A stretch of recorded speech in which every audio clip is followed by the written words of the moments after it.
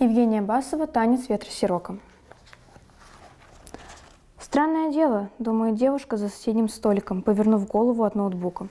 Дети могут быть похожи на родителей или совсем не похожи. Но когда дети и родители вместе, всегда можно понять, кто чей ребенок и кто чья мама. А кто не их, просто знакомый.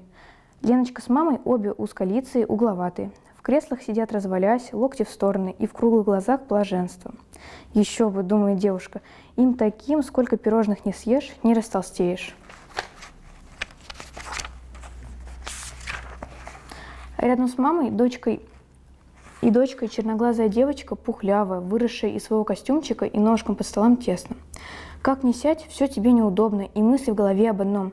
Что дома сказать? Почему припозднилась из школы? Пирожных дома ей не дают. Мама говорит, вредно ей, а папа все повторяет. Кто хочет вкусного, должен сначала заслужить.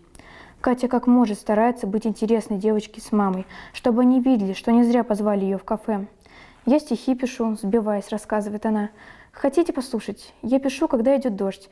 В хорошую погоду не получается. А еще я фокусы показываю. Дома пока только маме, папе и бабушке. А еще на флейте играю.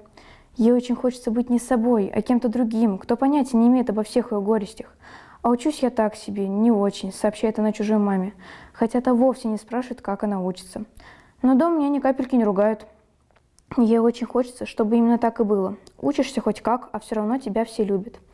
Вот мама и дочь поднялись, и Катя чувствует себя глубоко несчастной.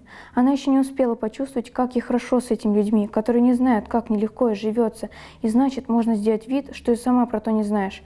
Но сейчас все вернется к обычной жизни. Надо идти домой, и там бабушка скажет: «У тебя 2 часа назад уроки закончились».